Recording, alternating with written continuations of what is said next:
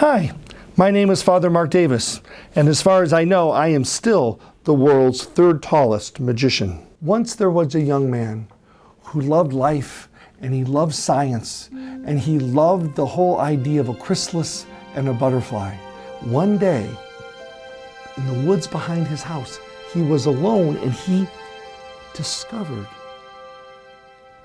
a cocoon. He had read about them, he'd seen them on video, but he had never ever touched one. And every single day after school, he looked to see how the little creature was coming inside of the cocoon. And then one day after school, he came home and he realized that there was a tiny hole and something coming out of the cocoon. He was so excited he couldn't stand it. And he watched with great glee as the little head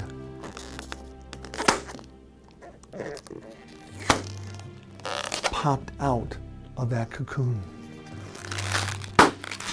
Something really strange happened. That would-be butterfly coming out of the cocoon was stuck. And it struggled, and it struggled, and it struggled. The more that this little creature struggled, the more uneasy the young man felt. It was like he was feeling his own struggles. Finally, he couldn't stand it anymore.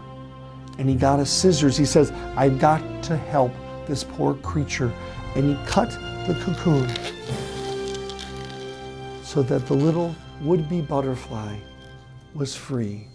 And he wasn't struggling and in pain anymore. Now the next day, he came home anticipating a new butterfly. And what he saw was a dead caterpillar. You see, he didn't realize that butterflies must have the struggle and the pain of coming out of the cocoon for the blood to go to the wings and for the body to develop. Without the struggle, without the pain, without all of that time coming out, there is no transformation. There is no butterfly.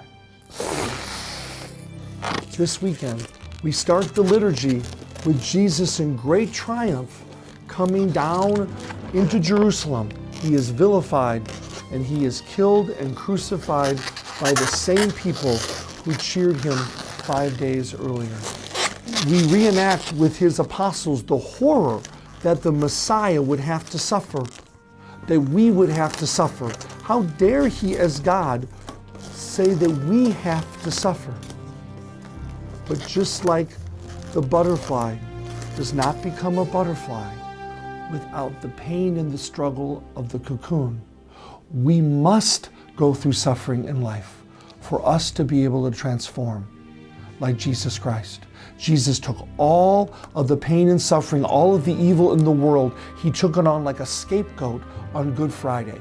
He brought it down to hell for 3 days and left all of it there so he could rise without it and open up the gates to heaven and new life for all of us. This is Palm Sunday.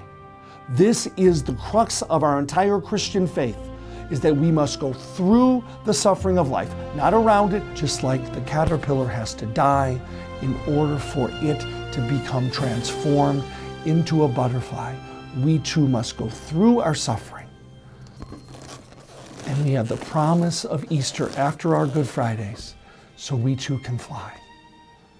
Our challenge as a Christian church this Holy Week is to be able to not run away from the difficulties, to not run away from the suffering, but to embrace our crosses, if you will, and trust that God will bring us through them in trust and faith to new life. Our double challenge is for us to be able to not keep our loved ones from their suffering, but encourage them and love them and walk them through so they too, especially our young people, can go through their Good Fridays with the promise of Easter.